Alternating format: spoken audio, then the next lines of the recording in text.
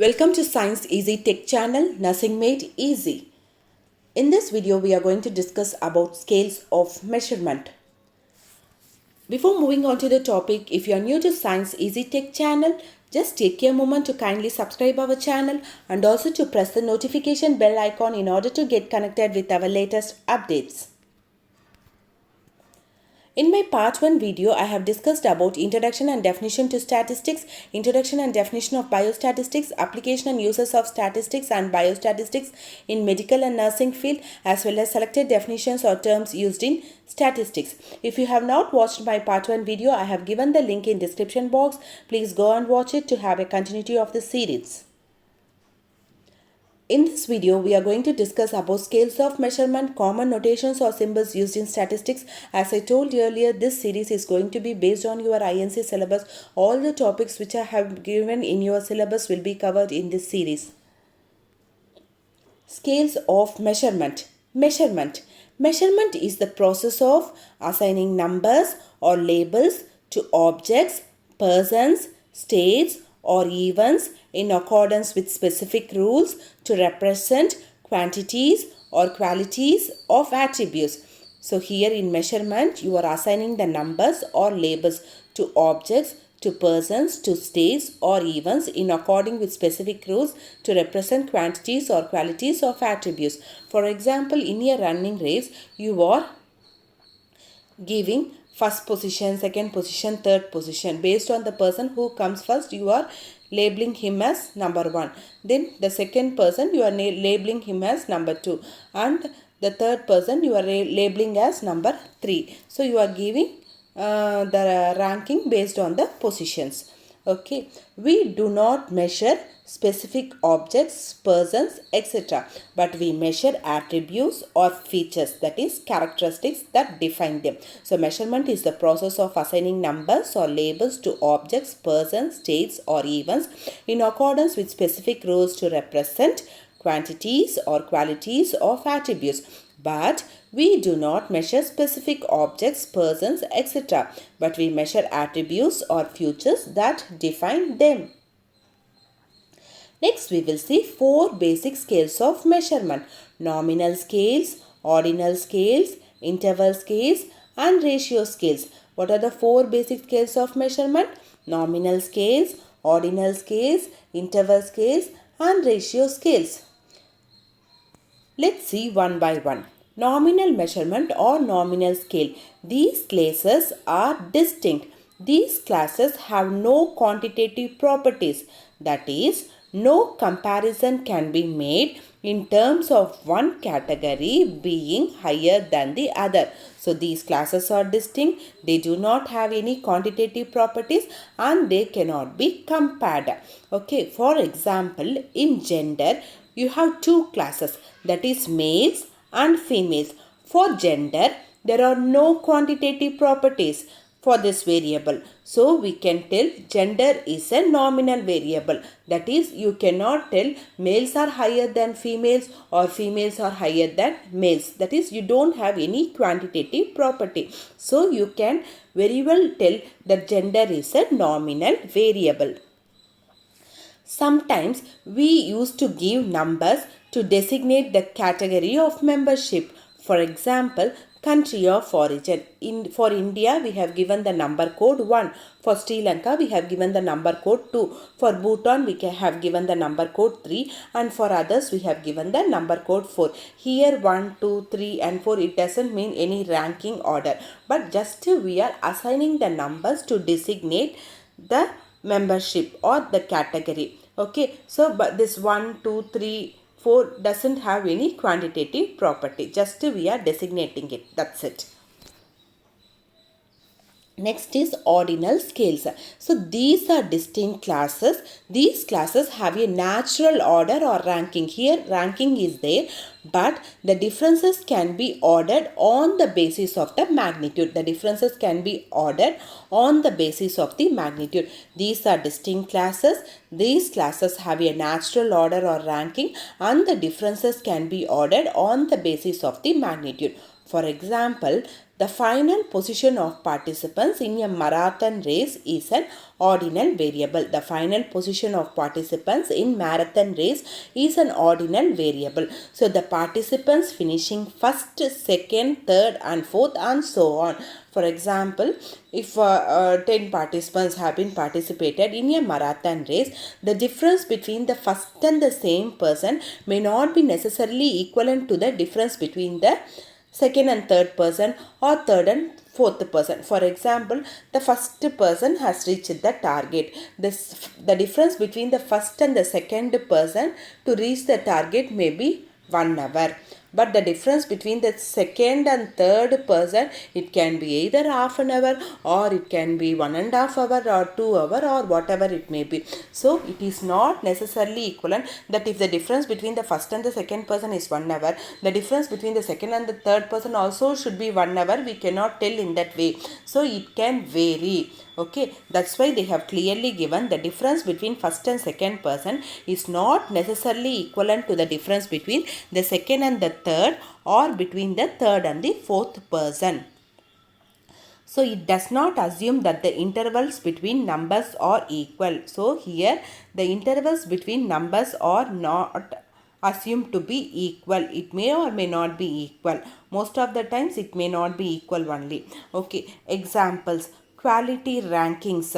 So quality rankings are different items. Okay, you are giving that is quality rankings, and ranking of teams in a tournament, whether it is cricket world cup or it is football tournament or hockey tournament, whatever it may be. So how you are ranking the teams. So for ranking, you are ranking what rank India has, what rank Australia has, what rank New Zealand has, like that you are doing in a cricket team. Similarly, the ranking of teams in a tournament. Then racing of horses, horse race. You can relate the example marathon race to horse race also. Okay, the first horse which comes first, the second horse which comes second. Okay, like that you can rank the horses. Okay. Next is interval scales. It is possible to compare the differences in magnitude. Here you can compare the differences in magnitude. It is used by most of the psychological tests. You will be using interval scales. Here 0 point has no value. Here there is no absolute value for 0 point. So here it designates an equal interval ordering, but the interval is equal. For example, the distance between A1 and A2 is the same as the difference between A4 and A5. For example, if the difference between A1 and A2 is 5 points, the difference between A4 and A5 is also 5 points. So we can see that the same difference exists between 10 degrees centigrade and 20 degrees centigrade. What is the difference? 20 minus 10 degrees centigrade is 10 degrees. Similarly, for the difference between 25 and 35 degrees centigrade also, the difference is 10 degrees centigrade. 35 minus 25 degrees centigrade is 10 degrees centigrade. So we can see that the same difference exists between 10 degrees centigrade and 20 degrees centigrade with 25 degrees centigrade and 35 degrees centigrade. But we cannot say that 20 degrees centigrade is twice as hot as a temperature of 10 degrees centigrade, but we cannot say that 20 degrees centigrade is twice as hot as a temperature of 10 degrees centigrade. Example, Celsius is an interval variable. Okay, here you can tell Celsius is an interval variable. For example, 22 degrees centigrade is 3 degrees hotter than 19 degrees centigrade. Similarly, 25 degrees centigrade is 3 degrees hotter than 22 degrees centigrade. 25 degrees centigrade is 3 degrees hotter than 22 degrees centigrade. But 0 degrees centigrade does not have any natural meaning. That is, 0 degrees centigrade does not means absence of temperature. You cannot say that in 0 degrees centigrade there is no temperature at all or no heat at all. Okay.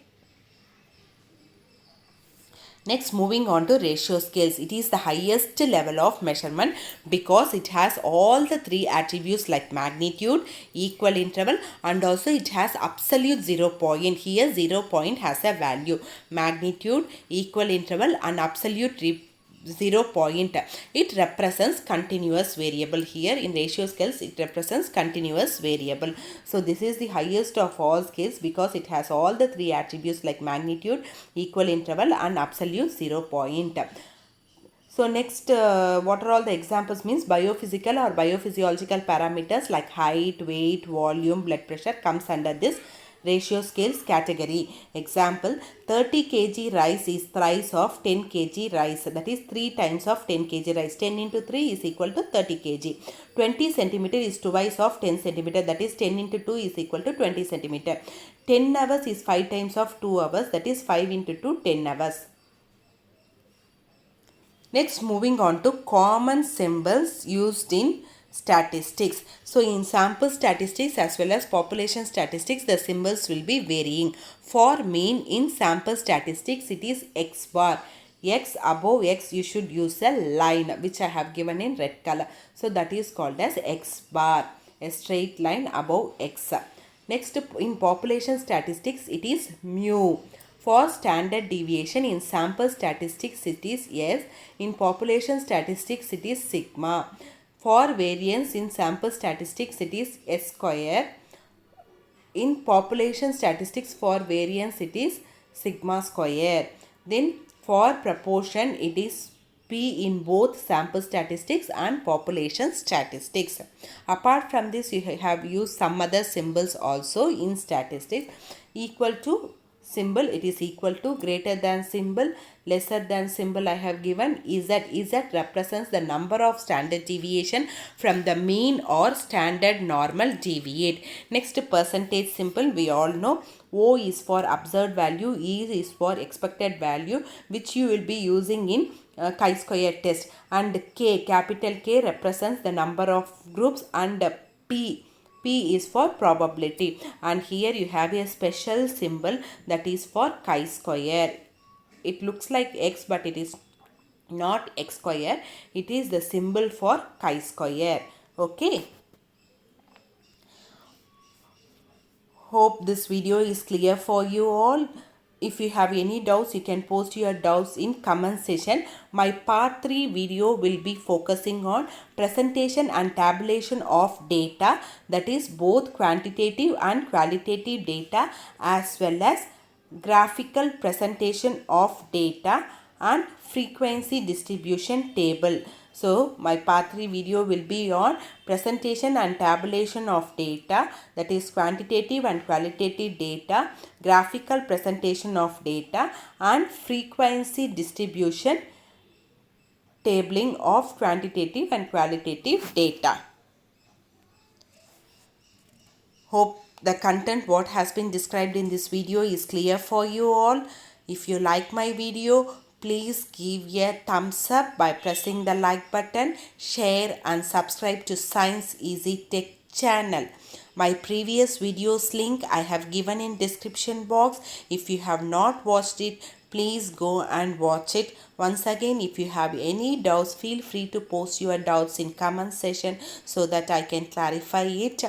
Keep supporting Science Easy Tech channel. Watch this Biostatistics series so that statistics will be made easy for you all. Thank you, friends.